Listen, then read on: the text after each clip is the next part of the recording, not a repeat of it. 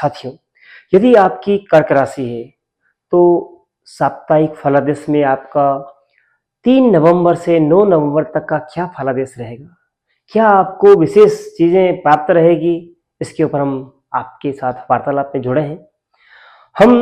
मैं पंडित लोकेश पालीवाल आपको बताना चाहूंगा कि आपको लाभ की स्थिति है, बेस्ट स्थिति है, आप जो चाह रहे हैं वो हो रहा है।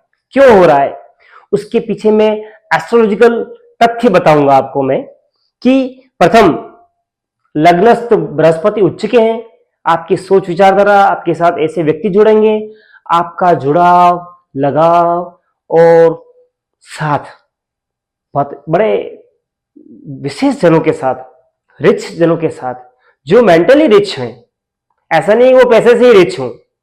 व्यक्ति का एक डिसीजन उसको कहां शिखर से विशेष शिखर तक पहुंचा सकता है और एक डिसीजन शिखर से अर्श तक ला सकता है। तो आपका डिसीजन इस समय बेस्ट स्थिति पर है, शिखर टू शिखर है, क्योंकि गुरु केंद्र में, त्रिकोण में और विशेष स्थिति पे, बेस्ट स्थिति पे उच्च के हैं कर्क राशि पर।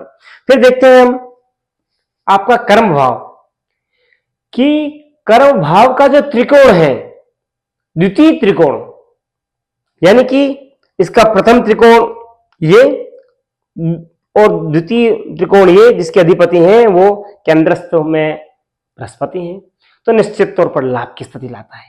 आप जो कुछ भी कार्य कर रहे हैं उसमें लाभ हो रहा है। विशेष मैनेजमेंट में अगर आप कुछ कर रहे हैं, आप मैनेजर हैं, आप प्रिंसिपल हैं, आप वक्ता हैं, आप सेल्समैन हैं, आप प्रोफेसर हैं, आप टीचर हैं, आप वकील हैं, निश्चित तौर पर आपके पास कुछ ऐसे तथ्य आ रहे हैं, ऐसे कुछ केस आ रहे हैं जिससे आपकी ख्याति अप हो रही है, लाभ प्राप्त हो रहा है। फिर बात करें कि इस सप्ताह में कौन सा वो दिन है जो हमारे लिए बेस्ट है, तो निश्चित तौर पर 5 और 6 नवंबर बेस्ट रहेगा। कुछ भी करें, कुछ भी डिसीजन लें, राइट होने के पूर्ण चांस है। फिर कौन सा कलर आपके लिए बेस्ट है, तो येलो कलर निश्चित तौर पर कहूंगा मैं 1 नंबर है, व्हाइट ऑफ व्हाइट 2 नंबर है। आप इनका उपयोग कर लाभान्वित हो सकते हैं, क्योंकि बृहस्पति उच्च के हैं और चंद्रमा की राशि पर है, इस वजह से ये कलर है। फिर कौन सा 2 दिन है जो अवॉइड करना है, तो 8 और 9 नवंबर, इन 2 दिनों में आपको अवॉइड करना है। क्यों? क्योंकि चंद्रमा द्वादश है, इस वजह से आपको इस सप्ताह में इन 2 दिनों में अपने कार्यों में सतर्कता और विराम रखने की आवश्यकता है। व्यय के ऊपर विराम, व्यय के ऊपर अंकुश रखना है। फिर मैं बात करना चाहूंगा कि इस सप्ताह में चंद्रमा कौन कौन सी राशियों पर विचरण कर रहे हैं। निश्चित तौर पर मीन, मेष, वृषभ और मिथुन, इन राशियों के ऊपर वो विचरण करेंगे। इससे क्या क्या प्राप्त होगा आपको?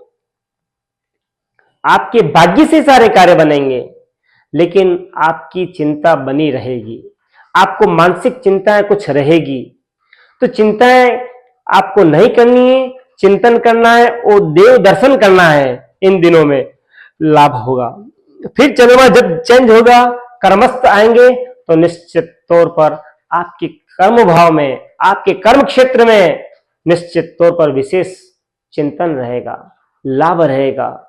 आपके परिवार की ख्याति अप होगी, क्योंकि चंद्रमा मित्र के भाव में गया है, मित्र राशि पर गया है और साथ में मित्रों की दृष्टि है, इस वजह से विशेष रहने वाला है।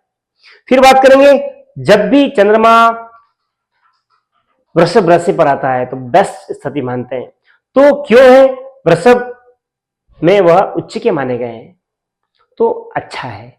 यह से आपको अतिरिक्त आमदनी, आप जो प्राप्त कर रहे हैं, आप जो कार्य कर रहे हैं, उससे आमदनी तो हो रही है, लेकिन आप में कुछ विशेष चीज रहेगी जिससे एक्स्ट्रा आमदनी, अतिरिक्त आमदनी, आय आपको प्राप्त होगा आपके हुनर से।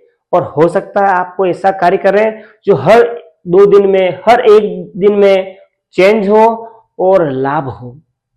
जैसे डिपार्टमेंटल स्टोर है, मॉल है, तो ऐसे खूब सारे कार्य हैं जिससे करने से व्यक्ति को हर दिन में नई चीज, एक रूपता देखने को मिलती है। तो इन दिनों में आपकी थिंकिंग, आपका कार्य, आपका लाभ बदलेगा, लाभ मिलेगा। फिर चंद्रमा जब लास्ट में यहां आ जाएंगे तब आपको सावधानी रखनी है और आमदनी के ऊपर उसको देखते हुए आपको व्यय करना है। अगर ये बातें आपने ध्यान में रखी, सप्ताह में 7 दिन में आपका बेस्ट रहेगा। जो भी आप सोचेंगे वह अधिकांश होते हुए नजर आएगा। फिर बात करेंगे हम हेल्थ की। तो हेल्थ के ऊपर देखते हैं हम कुंडली में त्रिक भावों में केवल राहु है, अष्टम राहु चल रहा है आपका, तो आपको कार्य क्षेत्र में आकस्मिक लाभ के चक्कर में नहीं रहना है और ये आपके लिए ठीक रहेगा। फिर हेल्थ में क्या ध्यान रखना है, आपको ड्राइव करते हुए ध्यान रखना है, आपको चलते चलते कहीं गिर नहीं जाए, कपड़ों में पांव नहीं आ जाए, कहीं टकरा ना जाए, किसी चीज से लग नहीं जाए। तो लगने से आपको चोट लगेगी, गिरने से चोट लगेगी, टकराने से चोट लग सकती है, फ्रैक्चर हो सकता है, हेयरलाइन हो सकता है, मोच आ सकती है और कुछ रक्तस्राव भी हो सकता है। फिर चतुर्थ भी सूर्य चल रहे हैं, अष्टम ये चल रहे हैं, इस वजह से आपको इसे ध्यान में रखनी है। मनोबल बनाए रखें, मनोबल मजबूत रहेगा तो हेल्थ अच्छी रहेगी। फिजिकली फिटनेस और मेंटली फिटनेस दोनों ही आवश्यक होती है, तो ये चीज बनाए रखें। फिर बात करेंगे लव की। तो लव के स्थान पर पंचम स्थान पर मंगल स्वग्रही है, बहुत अच्छी बात है। बुध 7वें शत्रु है, तो 50-50 स्थिति बनी हुई है, मिला जुला परिणाम मिलने वाला है आपको। परिवारजन और मित्रों इन दोनों में तालमेलता रखेंगे तो अच्छी रहेगी।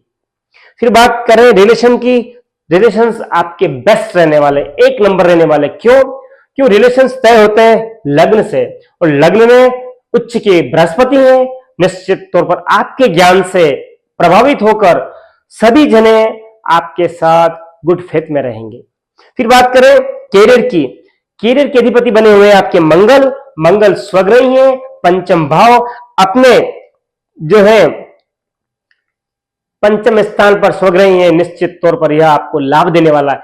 यदि आप लैंड संबंधी कुछ कार्य करते हैं तो निश्चित तौर पर आपको सफलता प्राप्त अवश्य होगी। बस मेरा निवेदन यह है वो फेयर कार्य हो, उलझे हुए कार्य ना हो, क्योंकि हो सकता है उसमें आपकी उलझने, आपकी मानसिक चिंताएं बढ़ जाएं।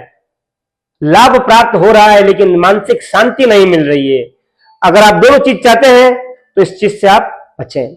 फिर बात करेंगे हम